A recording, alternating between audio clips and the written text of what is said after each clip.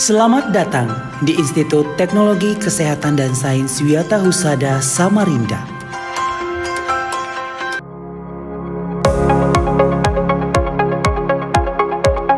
Assalamualaikum warahmatullahi wabarakatuh. Perkenalkan, saya Muhammad Fahmi Aminuddin, Sarjana Terapan Analis Kesehatan Magister Biomedik, selaku dosen tetap Program Studi D3 Analis Kesehatan atau Teknologi Laboratorium Medik Institut Teknologi Kesehatan dan Sains Wiyata Husada Samarinda. Video ini dibuat untuk pernyataan diri dosen dalam unjuk kinerja Tridharma Perguruan Tinggi dalam bidang pembelajaran. Pada kesempatan kali ini, saya akan menyampaikan mata kuliah yang saya ampu sesuai dengan bidang keahlian saya, yaitu Kimia Klinik 2.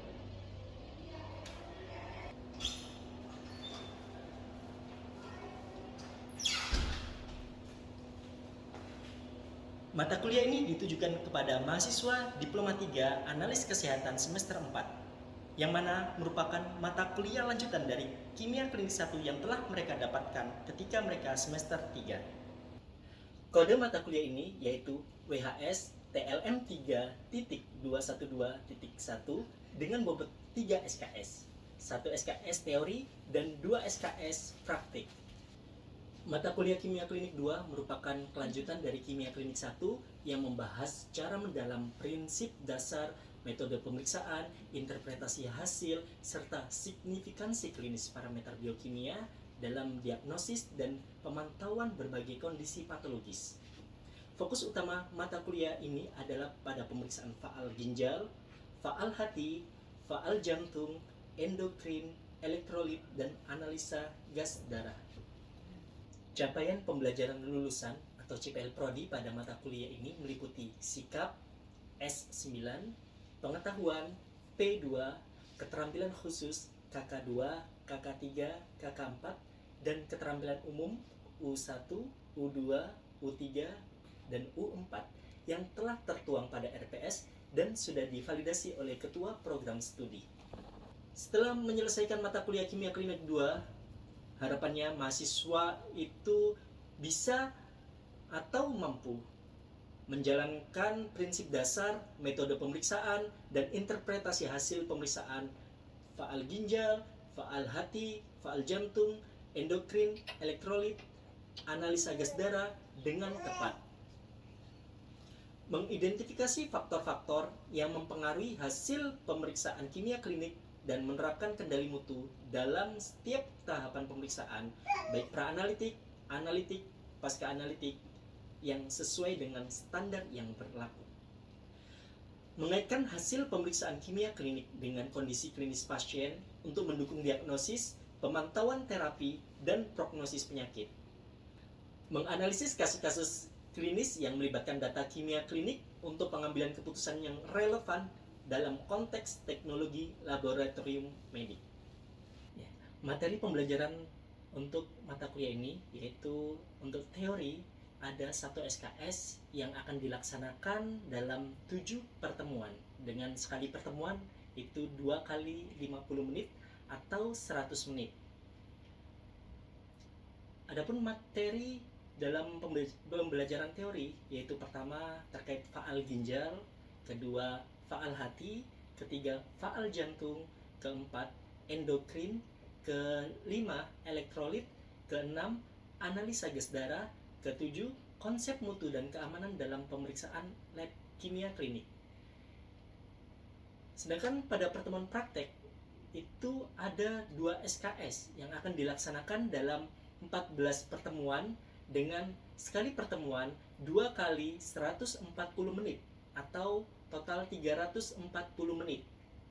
Dan materi untuk praktikum itu ada pemeriksaan kreatinin, pertemuan kedua yaitu pemeriksaan ureum, pertemuan ketiga pemeriksaan asam urat, keempat itu pemeriksaan SGOT, kelima pemeriksaan SGPT, pertemuan keenam pemeriksaan bilirubin total, pertemuan ketujuh pemeriksaan bilirubin direct dan indirect, pertemuan ke-8 pemeriksaan alkali fosfatase, pertemuan ke-9 pemeriksaan gamma GT, pertemuan ke-10 pemeriksaan troponin I dan troponin T, pertemuan ke-11 yaitu pemeriksaan endokrin, pertemuan ke-12 pemeriksaan elektrolit, pertemuan ke-13 pemeriksaan analisa gas darah, dan ke-14 yaitu penerapan mutu dan keamanan limbah sampel kimia klinik. Untuk pelaksanaan perkuliahan mata kuliah kimia klinik 2 itu sudah tercantum pada RPS yang terdiri dari kemampuan akhir yang diharapkan atau sub CPMK, indikator, materi pokok, metode pembelajaran, pengalaman belajar mahasiswa, kriteria dan penilaian, bobot, waktu, dan referensi. Di mana metode pembelajaran dalam teori menggunakan metode mini lecture dan case study serta small group discussion yang di dalamnya kita memberikan ceramah dan diskusi terkait informasi yang relevan yang mahasiswa dapatkan, baik itu dalam textbook atau internet.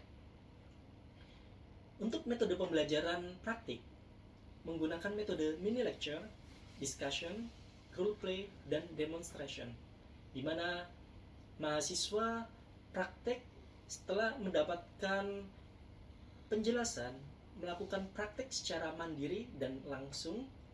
Setelah itu mereka akan menyusun laporan sementara dan laporan praktikum, di mana untuk penilaian sendiri ada penilaian teori, ada kehadiran sebesar 10%, keaktifan 10%, tugas dan presentasi itu 20%, ujian tengah semester atau UTS 30%, ujian akhir semester atau UAS 30%. Sedangkan untuk praktik sendiri ada penilaian terkait kehadiran itu 10%, untuk kuis baik itu pretest atau posttest sebesar 15%, laporan praktikum sebesar 25%, dan ujian skill laboratorium sebesar 50%. Referensi yang saya gunakan merupakan buku karya saya sendiri dan tim, baik untuk pembelajaran teori maupun praktek. Di mana untuk teori ada buku referensi dari saya berjudul Kimia Klinik, dan untuk praktek ada modul Kimia Klinik 2.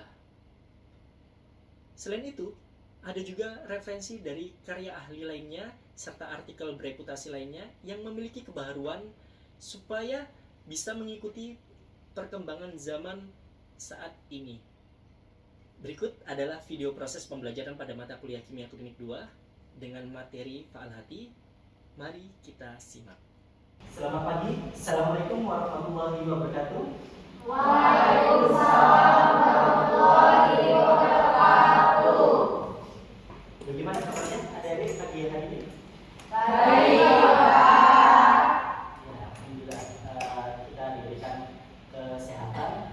Ya, sebelum kita memulai pembelajaran pada pagi hari ini, salah satu bisa dipimpin doa. Pagi hari ini kita melanjutkan materi kita terkait Kimia Klinik 2. Ya, di mana kita kemarin masih ingat materi sebelumnya? Kemarin kita belajar terkait apa? Ya, kemarin kita belajar terkait faal ginjal. Ya, di mana kemarin kita sudah belajar terkait ada pemeriksaan laboratorium yang berkaitan dengan pemeriksaan ginjal. Ya, apa saja? Ada pemeriksaan kreatinin, urea, dan asam urat. Kemarin kita juga belajar terkait kreatininase. Ya. Di mana pada kesempatan kali ini kita akan belajar terkait organ terbesar manusia. Kira-kira apa Organ terbesar manusia. Ya. Kalau kita bicara organ terbesar secara umum itu pertama kulit. Ya. Tapi kalau kita berbicara terkait organ dalam terbesar, organ yang berada di bagian dalam, itu kita bicara berkaitan dengan organ hati atau liver. Ya. Jadi untuk kesempatan kali ini kita akan belajar bersama terkait organ hati atau liver. Itu ada di sebelah mana? Sebelah mana? Ya. Kanan atau kiri? Kanan. Ya, kalau kita lihat abdomen kita di bagian 4, ya. Organ hati sebagian besar itu berada di abdomen kanan atas. Ya, ada sedikit yang ya. Di mana organ hati atau liver ini merupakan ya, organ paling terbesar kedua yang terletak di rongga perut kalian. Ya. Yang pertama tadi kulit yang paling kecil, ya. Karena itu menyelimuti tubuh kalian. Kalau ini organ yang terbesar, ya kalau organ dalam itu ya kita bicara terkait hati. Dan jaringan hati ini tersusun dari ada 60% sel parenkim atau hepatosit dan 30% itu adalah sel endotel atau sel Kupfernya dan 10% lainnya. Ya, ingat bahwa hati ini dibedakan menjadi ada banyak sekali. Pertama, faal sintesis. Ya, artinya dari organ hati itu bisa mensintesis apa saja yang bisa disintesis. Ada vitamin, ada lemak, dan yang lainnya. Artinya organ hati kalian itu berfungsi pertama sebagai sintesis. Terus kedua, faal penyimpanan. Faal penyimpanan ini di dalamnya ada glukagon dan lain. Ya. Selanjutnya, ya, kita berbicara terkait faal hati. Ada banyak pemeriksaan, parameter pemeriksaan faal hati. Pertama, yang kalian dapat kemarin apa? Bilirubin. Selain itu, SGLT, SGPT. Ya, SGLT, SGPT itu sudah kita bahas tadi. Untuk saat ini kita membahas terkait bilirubin. Masa hidup eritrosit ini berapa lama? 120 hari. Ya. Untuk eritrosit ini 120 hari. Ya. Di mana 120 hari atau sekitar 4 bulan. Eritrosit itu akan bekerja secara maksimal di dalam tubuh kalian. Setelah itu ada purna tugas eritrositnya. Saat eritrosit purna tugas itu nanti akan masuk ke organ limpa kalian. Ya. Di mana bilirubin itu nanti ya. Pertama endotelial. Ya, di mana ini akan dihancurkan eritrosit. Begitu juga terkadang penghancuran eritrosit di limpa dan sumsum tulang. Ya, jadi eritrosit yang sudah 120 hari atau pada kondisi tertentu itu dihancurkan. Ya. Ketika dihancurkan di dalam eritrosit kita mengetahui bahwa ada hemoglobin. Ya, di mana hemoglobin ini terdiri dari ada hem dan globin. Di mana protein hem ini nanti akan dilakukan ada proses hemoksigenisasi. Ya, di mana hem ini akan diubah menjadi biliverdin. Jadi pertama protein hem akan berubah menjadi biliverdin. Di mana biliverdin ini nanti akan ada biliverdin redukase untuk mereduksi biliverdin. Biliverdin ini akan diubah menjadi bilirubin yang unconjugate atau bilirubin yang tidak terkonjugasi. Yang mana di mana bilirubin yang tidak terkonjugasi ini akan berikatan dengan albumin. albumin dan total materi kemarin kita sudah bahas. Ada albumin, bilirubin. Ini akan berikatan. Kenapa? Karena satunya tidak bisa beredar di darah, sehingga memerlukan bantuan protein berupa albumin. Tadi prahepatik, selanjutnya ini masuk ke hepat, ya, hepatik atau intrahepatik di dalam hepat. Di dalam hepat pada kondisi tertentu, contohnya pasien thalassemia yang normalnya eritrosit ini berusia 120 hari pada thalassemia terutama mayor dan thalassemia intermediate atau yang ringan ada penurunan, ya, kerusakan di eritrositnya, sehingga terutama di hemoglobin, sehingga yang seharusnya 120 hari bisa jadi terkadang sampai 30 hari. 30 hari sudah rusak. Apa ada yang ingin ditanyakan? Bertanya Bapak. Ya, silakan. Mengapa sih kalau kadar bilirubin kita yang meningkat itu pasti terjadi gangguan pada hati? Ya, tanya kenapa kalau bilirubin meningkat itu ada masalah di hati, ada gangguan di hati. Ya, jadi saat bilirubin itu sebagai penanda kalau normal, ya, ada nilai normalnya. Kalau terlalu tinggi itu mengindikasikan ada sesuatu di organ hepat. Bisa jadi nanti kita bahas terkait prehepatik. Bisa jadi ada masalah sebelum organ hepat atau di hepatik atau pasca hepatik. Ya, jadi bisa jadi terjadi masalah. Bisa pertama di sebelum organ hepatnya bisa terjadi masalah. Kedua, setelah saat di organ hepat. Ketiga, setelah di organ hepat. Ya. Pemeriksaan bilirubin ini dibagi menjadi dua. Ada pemeriksaan yang bersifat non-invasif dan ada pemeriksaan yang bersifat invasif. Untuk pemeriksaan bilirubin sendiri, ada pemeriksaan bilirubin total, ada pemeriksaan bilirubin direct dan indirect. Jadi ada tiga. Total bilirubinnya, artinya total keseluruhannya, ini 0,3 sampai 1,9 mg per desiliter. Nilai normal tergantung dari tempat kalian kerja karena standar-standarnya tiap-tiap tempat bisa jadi berbeda. Selanjutnya yaitu bilirubin direct atau bilirubin langsung itu 0 sampai 0,3. Terdapat faktor-faktor yang bisa mempengaruhi hasil pemeriksaan bilirubin.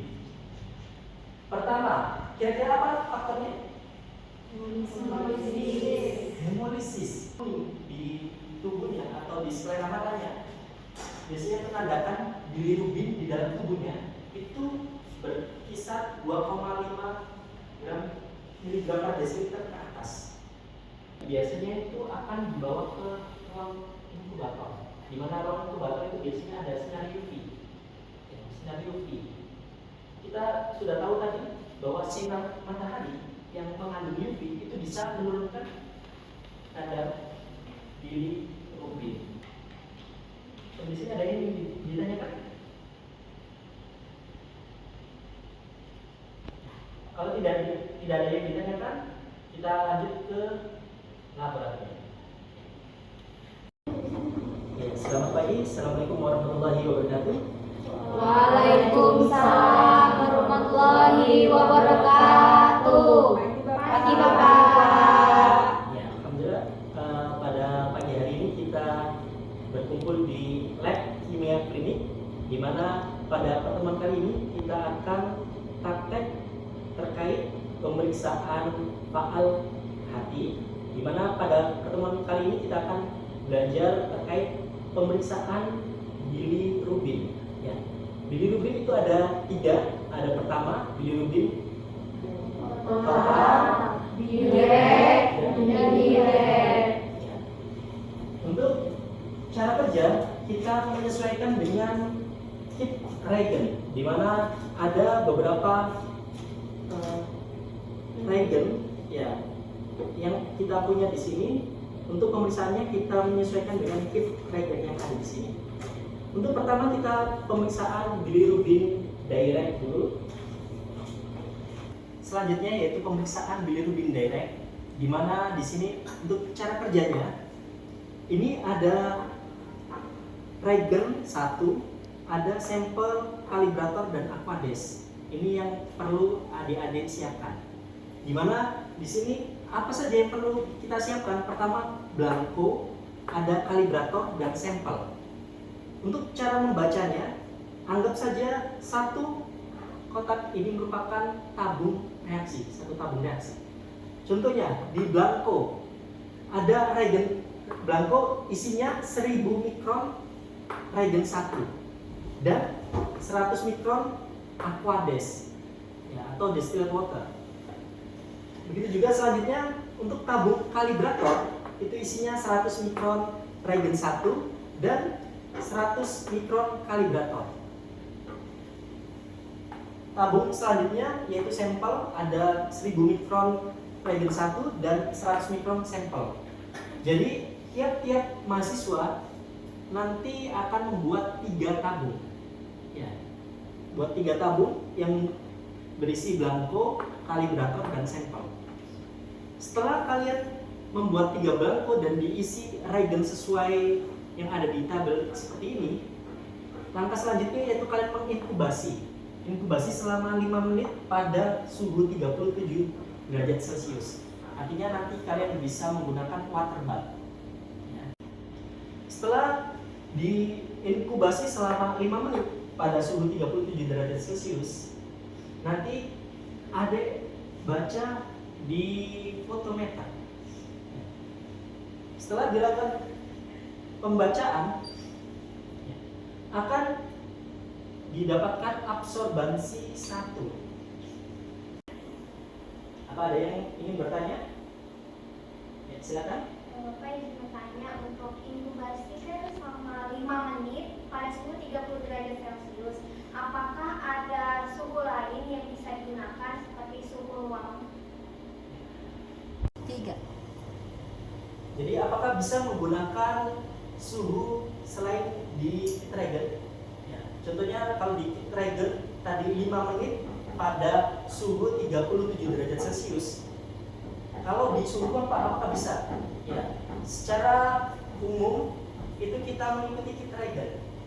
Ya, karena dari perusahaan sudah membuatkan SOP seperti itu dan itu cara yang terbaik.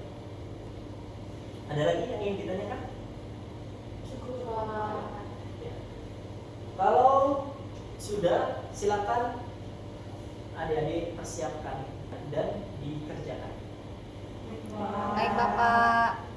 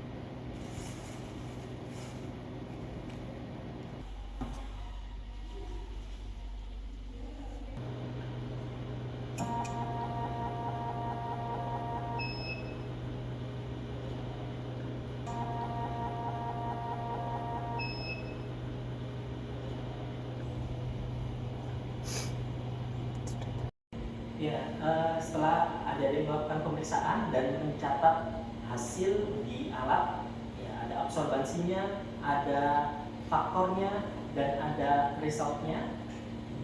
Selain hasil yang dikeluarkan oleh alat, adik-adik juga bisa melakukan perhitungan manual. Nah, jadi pemeriksaan bilirubin direct ini menggunakan rumus untuk mencari konsentrasi bilirubin direct pada sampel pasien bisa menggunakan rumus ada absorbansi sampel dibagi absorbansi kalibrator atau standar dikali konsentrasi kalibrator. Setelah itu didapatkan, baru nanti hasilnya dikali-kali konsentrasi kalibrator. Itu merupakan hasil konsentrasi bilirubin direct untuk sampel yang ada di periksa. Mungkin itu ya, nanti bisa dilakukan perhitungan secara manualnya. Setelah selesai dilakukan perhitungan manual, bisa dilanjut untuk pembuatan laporannya. Silakan dilanjutkan. Institut Teknologi Kesehatan dan Sains Wiyata Husada Samarinda. Hold the future now. Menggenggam masa depan saat ini.